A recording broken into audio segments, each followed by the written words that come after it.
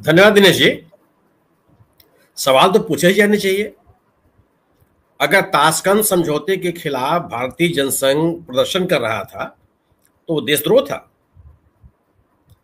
26/11 के खिलाफ तत्कालीन गुजरात के गृह मंत्री मुख्यमंत्री ने तमाम सवाल उठाए थे, क्रमवार। मेरा सवाल नंबर 1, मेरा सवाल नंबर 2, मेरा सवाल नंबर 3।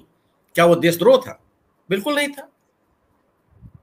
5 सवाल उन्होंने पूछे थे और सभी सवाल उन्होंने प्रधानमंत्री को भी केंद्रित करके पूछे थे। उन्होंने कहा था कि आतंकवादी यहाँ कैसे गए, उन्होंने पूछा था कि इनको असलहे कहाँ से मिल जाते हैं, उन्होंने पूछा था कि पैसे कहाँ से मिल जाते हैं, जिस पर सबका नियंत्रण, सब पर उन्होंने कहा कि असलहों पर, संचार पर, तमाम चीजों पर भारत सरकार का नियंत्रण है, सीमाओं पर सब भारत सरकार का नियंत्रण है। फिर कैसे आ जाते हैं? नरेंद्र मोदी जी ने सवाल पूछा था, गेटवे ऑफ इंडिया पे खड़े होकर के उन्होंने सवाल किए थे। वो देशद्रोह तो नहीं था। और सरकार से सवाल करना कब से देशद्रोह हो गया? आज जो सवाल पैदा हो रहे हैं, ये सवाल यह है कि भारत की अस्मिता के साथ पाकिस्तान तो बाद में खिलवाड़ करता, भारत की सरकार ने खिलवाड़ कर दिया। हमारा गौरवपूर्ण इतिहास रहा है कि हमने द्विपक्षीय मसलों को कभी अंतर्राष्ट्रीयकरण होने ही नहीं दिया, माना ही नहीं कभी, कहा कि हमारा इशू नहीं है। और अगर आप ये कहते हैं कि अमेरिका से भारत ने कोई संपर्क नहीं किया, तो सवाल है कि अगर अमेरिका को ये पहले पता कैसे चल गया? तन्नी जी ने जो बात कही, कैसे उनको जानकारी हो गई कि समझौता होने जा रहा है या दोनों पक्ष सीज़फायर के लिए तैयार हो गए? और उनके वक्त आपका मसला क्या था? कश्मीर तो इस विवाद का विवाद था नहीं। भारत ये कहता रहा कि आतंकियों के खिलाफ हमारी ये कार्रवाई है। डोनाल्ड ट्रंप के वक्तव्य में एक लाइन आतंकवाद के खिलाफ नहीं है। आतंकियों के खिलाफ इस कार्रवाई में भारत सरकार के साथ कहीं भी खड़े नहीं दिखाई पड़ते। क्यों मान लिया आपने? आप याद कीजिए, नरेंद्र मोदी जी का एक इंटरव्यू आया था एक मीडिया चैनल पर।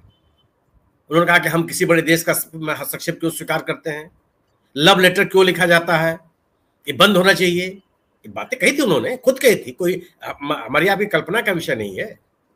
तो आज स्थितियां क्यों बदल गई? भारत की सेना के जो उपलब्धियां हैं उसकी आड़ में आप अपने जो आपकी विफलता है उसको छिपाना क्यों चाहते हैं? भारत की सेना पर कभी सवाल पैदा ही नहीं हुआ। और हम और आप छोड़ दीजिए कि दुनिया के पैमाने पर कभी सवाल नहीं पैदा हुआ। यूएन पीस कीपिंग फोर्स में सर्वाधिक मांग भारत की सेना की होती है। ये अपने काम बड़े प्रोफेशनली और ढंग से करते हैं। हम और आप कौन होते हैं सवाल पैदा करने वाले? कब किसी ने पूरा देश सेना के साथ खड़ा रहा अगर ये निर्णय हुआ कि ठीक है ये युद्ध होगा? सवाल है कि आपने पूर्ववर्ती सरकारों के निर्णयों के खिलाफ एक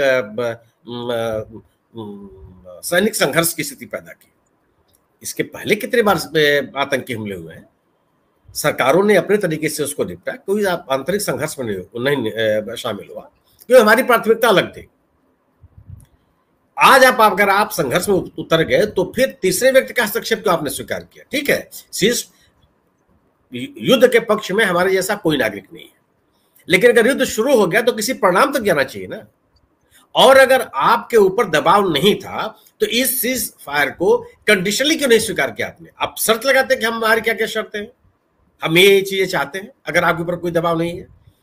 बिना दबाव के सीज फायर को स्वीकार करने का कोई भी संकेत, कोई भी साक्ष्य भारत सरकार ने दिया क्या?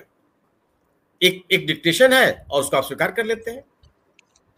और ये स्थिति यह है कि पाकिस्तान जश्न मना रहा है और हम चुपचाप हैं। पाकिस्तान में जश्न की स्थिति कभी नहीं थी। 1971 की लड़ाई हो, 1965 की लड़ाई हो, कभी नहीं थी। आज उनकी स्थिति क्या है? उनके जो मीडिया पे क्या क्या चीजें चल रही हैं, अंतर्राष्ट्रीय मीडिया पे क्या क्या चल रहा है, क्यों ये मौका दिया गया? और आज तक जितने विषय पैदा हुए इस संघर्ष को लेकर के, उस पर जो सरकार का रवैया है वो केवल सेना की बात कर रही है। सेना की बात ही नहीं है।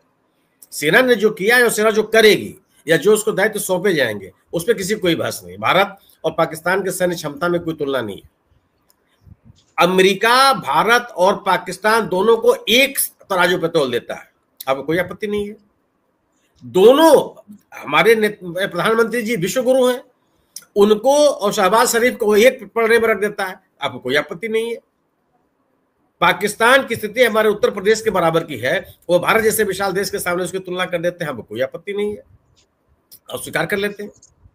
सवाल ये है, और ये सवाल तो पूछे जाएंगे, और सवाल ये है कि अगर अगर अगर पहलगांव के जो विफलता है उसकी जिम्मेदारी नहीं लगेगी क्या? आप कहाँ चले गए? कहा क्या गया था? आपने कहा क्या था? मिट्टी में मिला देंगे। मिट्टी में मिलाना यही है। आपने कहा था कि पृथ्वी के अंतिम छोर तक जाएंगे। छोर का पता नहीं चला अभी तक। कहां छोर है वो? ये जवाबदेही तो सरकार की बनती है। अगर इस देश के लोगों ने सरकार से अपेक्षाएं पाली तो उन अपेक्षाओं को सरकार ने जागृत किया। इस तरह की बातें कही। सरकार में इस देश में एक बड़ा वर्ग था और लगातार ये था। ये कभी नहीं था कि आप किसी आंतरिक संघर्ष में शामिल हो जाइए। दुनिया के तमाम देश जो एक आज आर्थिक ताकत है वो सैनिक संघर्षों से बचते रहे हैं। झगड़े होते रहे, सब कुछ होता रहा। आप चीन को देख लीजिए, 1979 के बाद कोई लड़ाई लड़ा है क्या? वो लड़ाई झगड़ा करता है, इधर उधर करता है, अपने आसपास के सभी देशों से उसका संघर्ष है, लेकिन सैनिक संघर्ष में उतरने के लिए कोई तैयार नहीं हो। आज दुनिया की हमारी प्राथमिकता यही थी।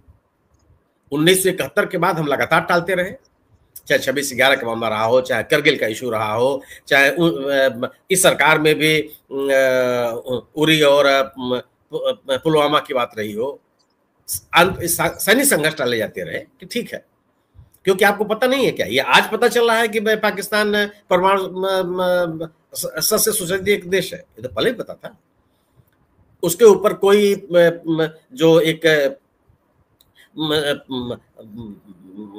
प्रोसीजर है उसको मानने के लिए तैयार नहीं होता है। एक अलग देश के रूप में उसकी गिनती होती है। आपको पता नहीं था कि 1979 से लेकर 89 तक पाकिस्तान ने अफगानिस्तान में केवल उग्रवादियों को भेजे हैं।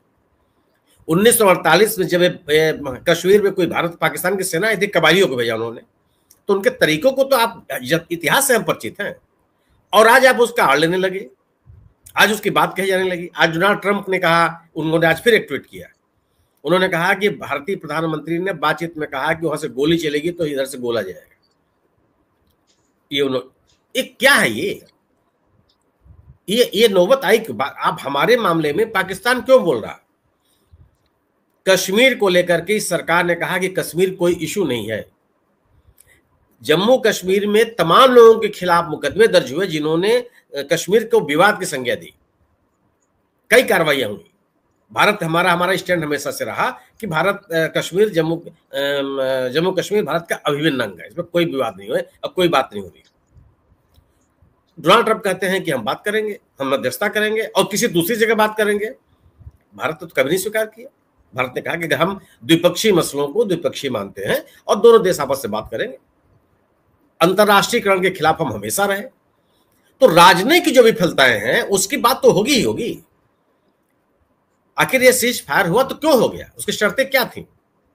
क्यों सरकार ने इसको स्वीकार? क्योंकि राजनय सीज फायर को स्वीकार करना भारत की सेना इसमें शामिल नहीं है। किसी का बयान नहीं है कि उसने भारतीय सैनिकों के, भारतीय सेना अध्यक्ष से, भारतीय वायुसेना अध्यक्ष से, भारतीय नेवी के एडमिरल से किसी ने बात की। सरकार के पदाधिकारियों से उन्होंने बात की। उन्होंने प्रधानमंत्री से बात की, विदेश मंत्री से बात की, सुरक्षा सलाहकार से बात की, जो अमेरिकी विदेश मंत्री का बयान है। हमारे यहाँ तो निर्णय ये सरकार के स्तर पे होते हैं। अगर ये सीज फायर हुआ तो सीज फायर क्यों हुआ और उसमें भारत का स्टैंड क्या था? भारत की शर्तें क्या थी? भारत ने क्यों स्वीकार कर लिया? आखिर इतना अब 8 दिन 10 दिन तक इस तरह के संघर्ष की स्थिति, बड़े पैमाने पर विस्थापन की नौबत आई क्यों? और इसकी कीमत हमने पाकिस्तान से क्या वसूल की? स्वीकार कर लिया तो ये सवाल ही पैदा होंगे। अगर ताशकंद समझौते पर भारतीय जनसंघ आपत्ति कर सकती है तो आज सीज फायर पर भारतीय इस देश की जनता सवाल नहीं पैदा करेगी। या आप कहिए कि उस समय जो भारतीय जनसंघ ने जो आपत्तियां की थी वो देशद्रोह था।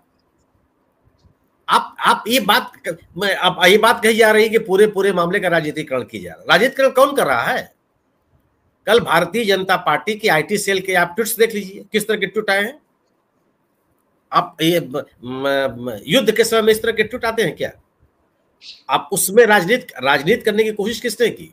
भारत के, ठीक है, अनिल जी की ये बात अपनी जगह है कि विपक्ष के ऊपर भी सवाल पैदा होता है, ठीक है, लेकिन सवाल है किस राजनीतिक दल ने इस विषय को का राजनीति करने की कोशिश की?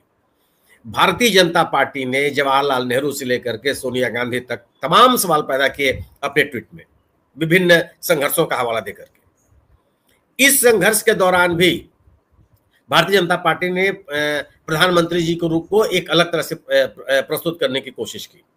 यह विषय किसी राजनीतिक दल का नहीं था, यह विषय पूरे देश का था। अब पूरा देश सेना के साथ था, पूरा देश सरकार के निर्णय के साथ था। तमाम लोग ये कह रहे थे कि युद्ध थोपा जाएगा तो ठीक है, हम लड़ेंगे, हम युद्ध की शुरुआत नहीं करेंगे। हमारा जो स्टैंड था कि हम आतंकवादियों के खिलाफ है, तो वो स्टैंड रहना चाहिए था। इस सीज़फायर में बात तो शामिल होनी चाहिए। इस सीज़फायर में तो बात आप अपनी तरफ से बयान दे रहे हैं जी। सवाल यह है कि इस घटनाक्रम में जितने भी सवाल हैं वो सवाल महत्वपूर्ण हैं और वो सवाल पूछे जाएंगे। और सवाल पूछा जाना जो भारतीय जनता पार्टी कर रही है कि देशद्रोह हुआ, ऐसा नहीं है। अगर भारतीय जनसंघ का सवाल देशद्रोह नहीं था, उस समय गुजरात के गृह मुख्यमंत्री नरेंद्र मोदी जी के सवाल अगर देशद्रोह नहीं थे, तो आज भी वो देशद्रोह नहीं है। जी।